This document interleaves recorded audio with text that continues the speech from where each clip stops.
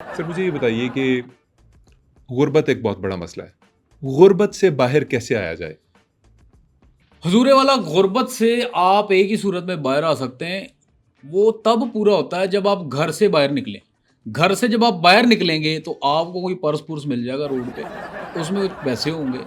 चंद दिन तो वो आपके निकाल लेगा, मैक्सिमम आपका महीना वो हजूरे वाला निकाल लेगा। सर कैसी बातें कर रहे हैं? लेकिन खान साहब जौन सा अगला महीना आना ना, सर कैसी बातें कर रहे हैं आप? तो यार मजाक कर रहा हूँ। आपको बताया था, जोकी भी हूँ ना थोड़ा सा। थोड़ा मैंने एक वो लाइटर नोट पे दिया। अच्छा, अब आते हैं इसके रियल जवाब की तरफ। तो उसका, अगर आप चाहते हैं कि आपने ज़िंदगी में कामयाब होना है और आपने अन्नी पा देनी है कामयाबी से, मैं आपको एक छोटी सी मिसाल देता हूँ। मेरा एक दोस्त है, हुजूर अल्लाह, मैंने उसकी बचपन में बड़ी गुर्बत देखी है, बहुत गुर्बत देखी है। मैंने उसकी गुर्बत की खान साहब पीक देखी है।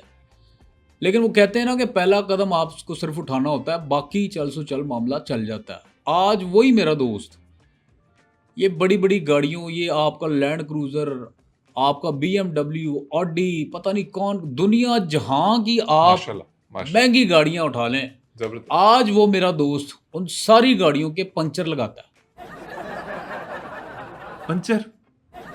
जी। अब चाहे वो 150 कमा रहा है, लेकिन वो किसी का जवाबदेह नहीं है। वो अपना मालिक खुद है, अपना बादशाह खुद है। 150 रुपया? इतनी बड़ी बड़ी गाड़ियों के पंचर लगा के वो सिर्फ 150 रुपया नहीं, कमाता है? देखें, उसमें गलती उसकी भी है। हाँ साहब, मेरा दोस्त है तो मेहनती, लेकिन साथ बेवकूफ़ भी है। उस बेवकूफ़ ने क्या काम किया हजूरे वाला, उसने अपनी दुकान रेलवे ट्रैक पे खोल ली। पंचरों की दुकान रेलवे ट्रैक पे? हाँ, और 150 से ज़्यादा नहीं कमाता। लेकिन खान साहब, मुझे उसकी एक बात बड़ी अट्रैक्ट करती है, बड़ी अच्छी लगती है कि वो होपफुल है। किस बारे में होपफुल?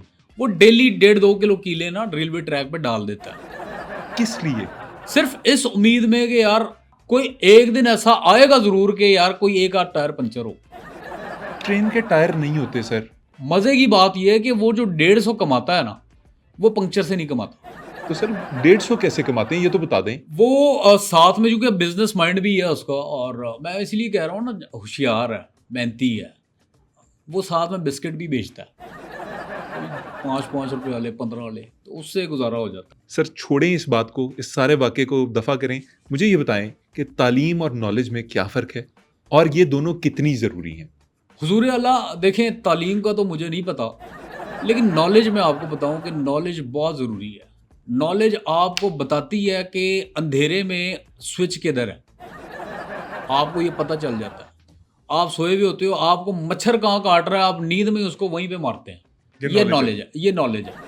और नॉलेज आपको ज़रूरी नहीं है कि कॉलेज से मिले, ये बिल्ट इन होती है, और ये आपका जो सराउंडिंग्स होती है ना, वो आपको सिखाती है। और मैं समझता हूँ खान साहब, नॉलेज इतनी होनी चाहिए जितनी नॉलेज होनी चाहिए।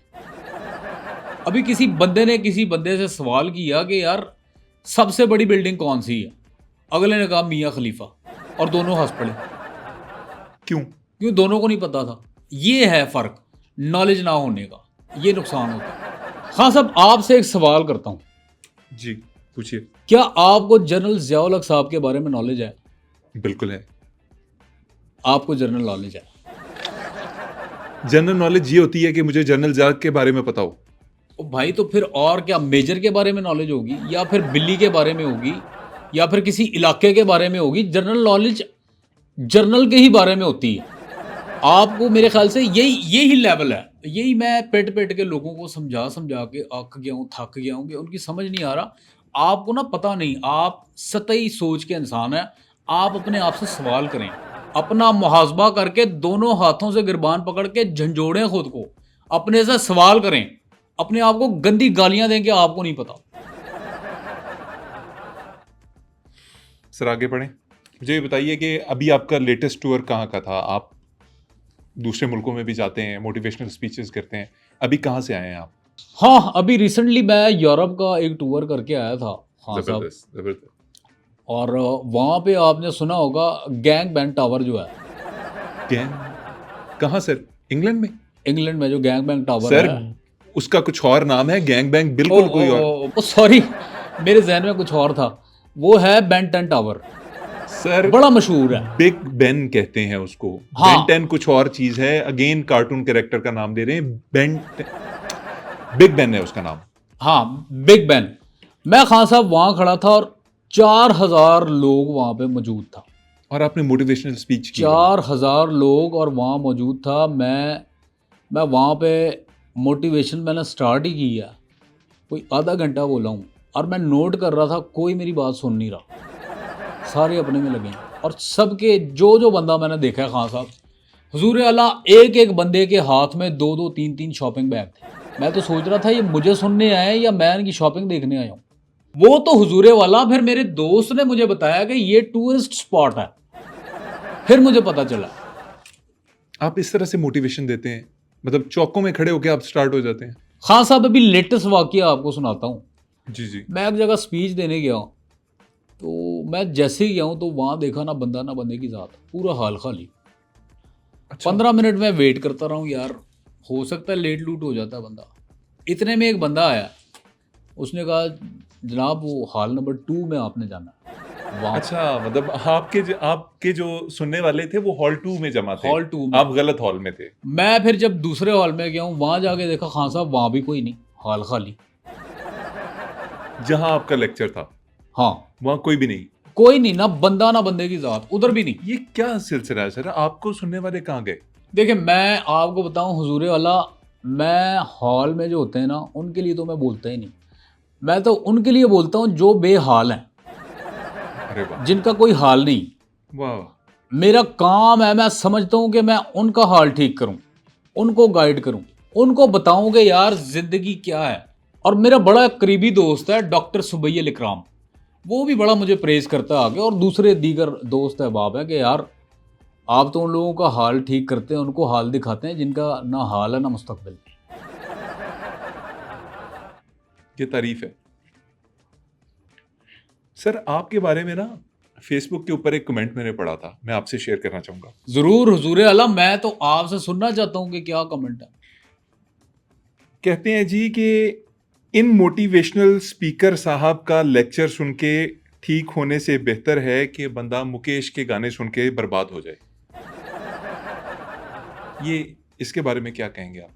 यार एक तो मैं इससे बड़ा तंग हूँ, किससे सर? यही जो आप कमेंट लिखने वाले का बता रहे हैं, जो कमेंट लिखा है, ये साहिल अदीम ने ना हर जगह ये नाम बदल बदल के ना कमेंट करता रहता है। मेरे ख्याल से ये चीज़ बंद होनी चाहिए, ये नहीं होना चाहिए। सर आपस में एक दूसरे को बर्दाश्त करना सीखें। आपको पता है अदम बर्दाश्त हमारे माशरे में बहुत हो गई। सर आप एक मोटिवेशनल स्पीकर होने के नाते बहुत से लोगों को मोटिवेट करते हैं।